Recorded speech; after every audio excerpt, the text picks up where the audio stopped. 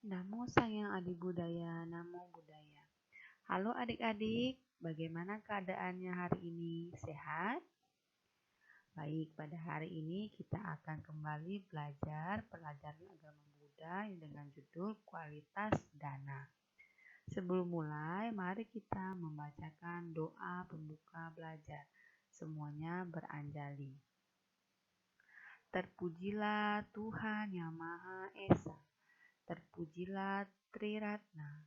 Dengan ini saya berdoa, semoga saya dapat belajar dengan baik dan benar untuk menjadi anak yang pandai dan berbudi luhur. Semoga semua makhluk hidup berbahagia. Sadu, sadu, sadu. Nah, sekarang mari kita duduk hening sejenak. Duduklah dengan santai, mata terpejam, kita sadari nafas kita. Katakan dalam hati, nafas masuk, aku tahu. Nafas keluar, aku tahu. Nafas masuk, aku tenang.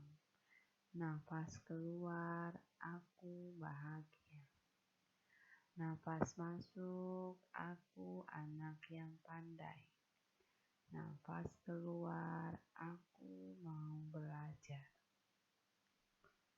Perlahan matanya boleh dibuka.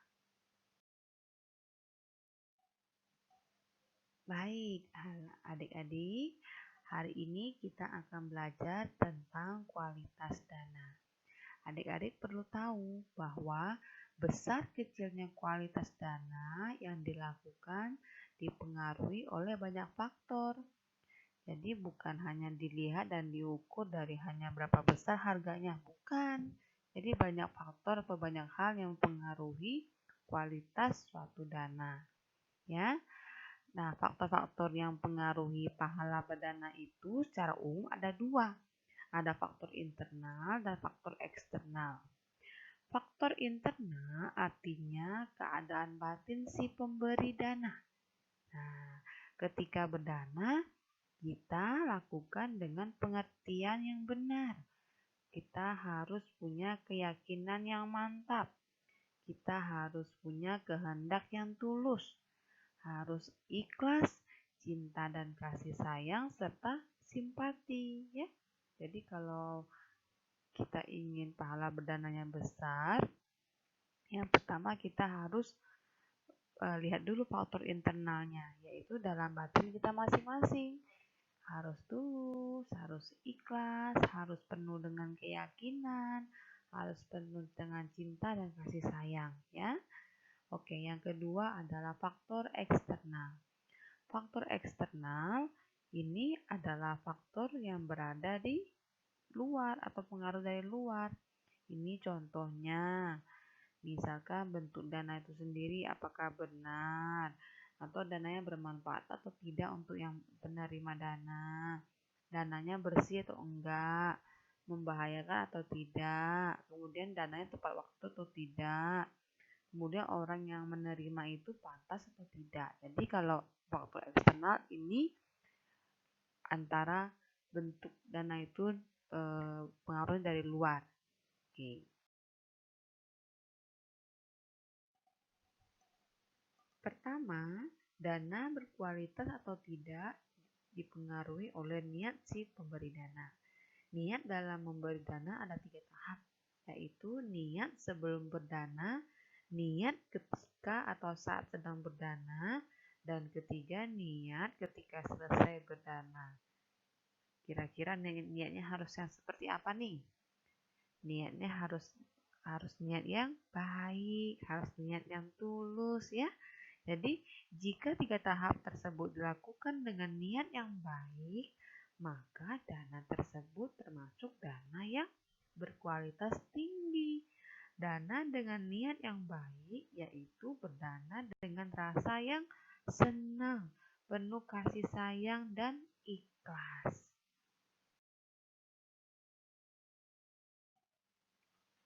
Yang kedua, berdana yang berkualitas juga dipengaruhi oleh manfaat dana itu sendiri. Terdapat 4 kategori dana ditinjau dari manfaat dana yang diberikan. Oke, kita lihat sama-sama. Yang pertama, pemberian kecil, manfaatnya kecil. Loh, ini apa, Ci? Pemberian kecil, manfaat kecil artinya pemberian tersebut sedikit dan diberikan kepada orang yang tidak membutuhkan. Jadi pemberian kecil, manfaat kecil itu pemberiannya sedikit dan diberikan kepada orang yang tidak membutuhkan. Contohnya apa, C? Contohnya seorang yang kaya raya, tetapi ia sangat pelit sehingga tidak mau untuk berdana dengan banyak, padahal ia mampu dan dia tidak ikhlas, ya. Yang kedua, pemberian kecil, manfaat besar. Apa itu artinya? Artinya adalah pemberian tersebut sedikit, tetapi diberikan kepada orang yang sangat membutuhkan. Contohnya, seseorang yang miskin yang memberikan dananya dengan jumlah yang sedikit. Jumlah yang sedikit karena dia hanya sampai di situ batas kemampuannya memberi, ya. Tetapi ia berdana dengan tulus, tanpa pamrih, ikhlas, dan ingin membantu orang. Nah, ini pemberian kecil manfaatnya besar. Ya. Yang ketiga, pemberian besar manfaatnya kecil. Apa ini, C? Ini artinya pemberian tersebut banyak jumlahnya, tetapi diberikan kepada orang yang tidak membutuhkan.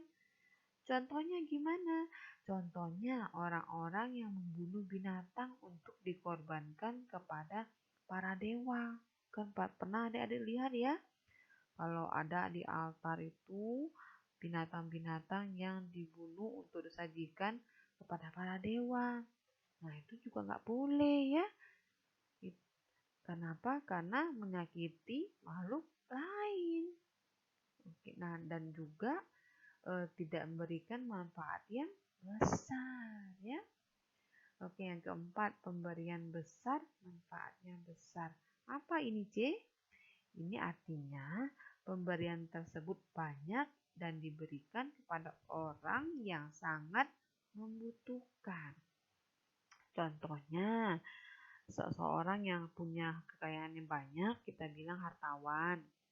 Ia mendanakan hartanya untuk membangun atau untuk kepentingan orang banyak. Contohnya dia membangun wihara, membangun panti asuhan, membangun rumah sakit, dan lain-lain. Ya, yang sifatnya untuk membantu masyarakat. Kemudian ia memberi dengan hati yang tulus dan tanpa pamrih. Nah, pemberian dana yang tulus akan membuahkan hasil yang sangat besar. Nah, kira-kira adik-adik dari 4 pemberian ini, adik-adik mau yang mana? Ya, betul. Jadi dari keempat kategori dana ini, yang paling baik adalah yang nomor 4. Pemberiannya besar, manfaatnya juga besar. Tapi C, kami kan belum punya uang yang banyak. Ya udah, kalau gitu kita pilih yang nomor 2. Pemberiannya kecil, manfaatnya besar, ya. Intinya sebelum, saat, dan sesudah berdana kita harus berbahagia.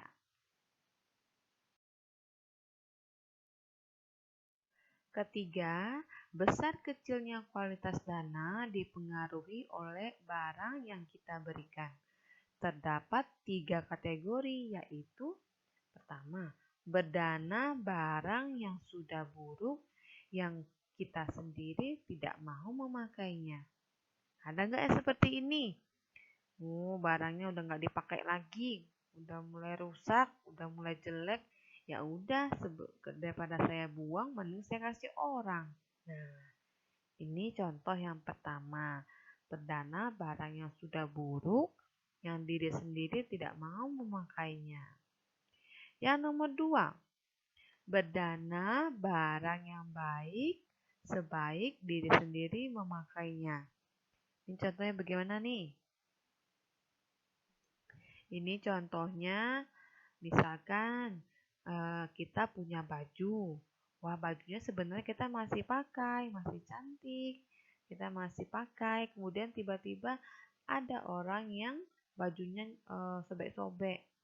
Ya udah, kita berdana baju yang kita pakai di lemari, kita ambil satu atau dua, kita bantu orang, kita berikan untuk dia. Nah, jadi nomor 2 ini maksudnya kita berdana barang yang baik, artinya barangnya masih layak pakai, selayak kita masih memakainya, ya. Nah, yang ketiga, berdana barang yang lebih baik dari barang yang kita pakai. Ini sama halnya dengan kita berdana barang yang baru. Contohnya, kita mau berdana pakaian kepada anak-anak panti asuhan. Ya udah, kita pergi beli, misalkan belinya ke tempat pusat pembelanjaan, beli baju baru. Nah, setelah itu baru kita kasih ke anak panti asuhan. Ini contoh dari berdana barang yang lebih baik lagi dari barang yang kita pakai, ya.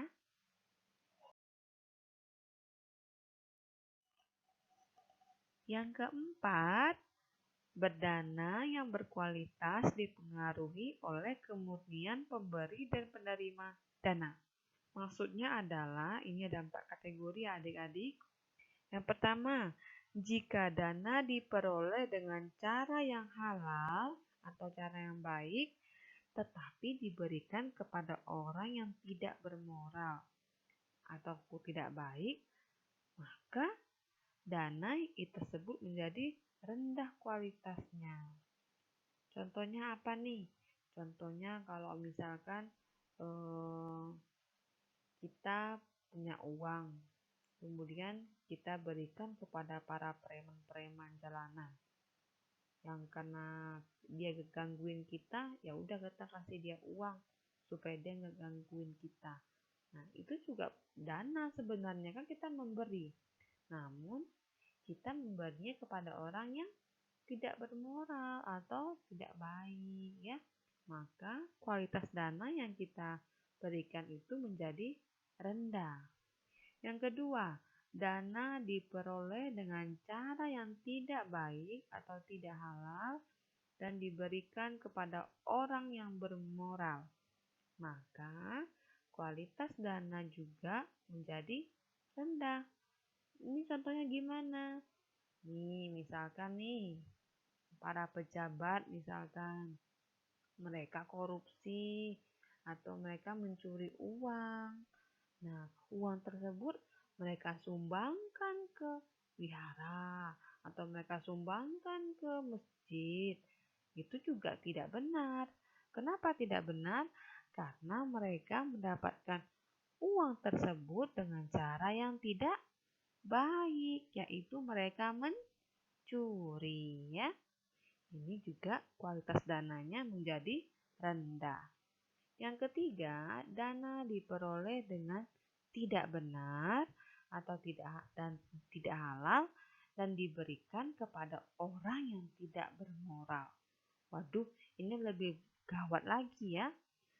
Dia dapatnya enggak benar, kemudian diberikan kepada orang yang enggak benar juga. Ya, ini sangat dijauhi, ya. Adik-adik jangan mencontoh yang seperti yang nomor 3 ini.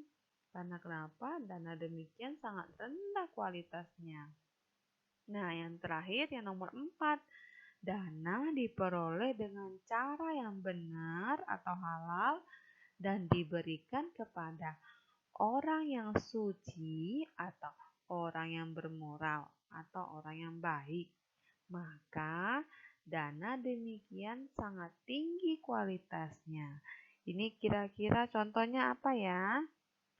Contohnya misalkan papa mama adik-adik yang bekerja siang dan malam untuk mendapatkan uang.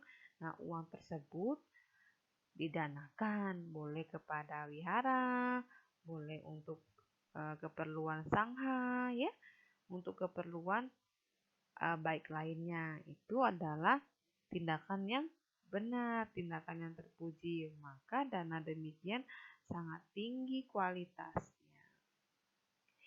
Oke adik-adik, demikianlah dalam berdana hendaknya diberikan dengan senang hati, baik sebelum, saat, dan setelah memberi. Dana juga sebaiknya sesuatu yang bermanfaat bagi penerimanya. Jadi kalau dia butuhnya sepatu, ya kita berikan sepatu. Dia sakit, dia butuh obat, ya kita berikan obat. Kalau orangnya lapar, ya kita berikan makanan. Jadi apa yang mereka butuhkan, itu yang kita berikan. Berdana sesuatu yang lebih baik dari yang kita miliki dan diperoleh dengan cara yang benar dan diberikan kepada orang yang bermoral baik. Dengan demikian akan mendapatkan kualitas dana yang baik.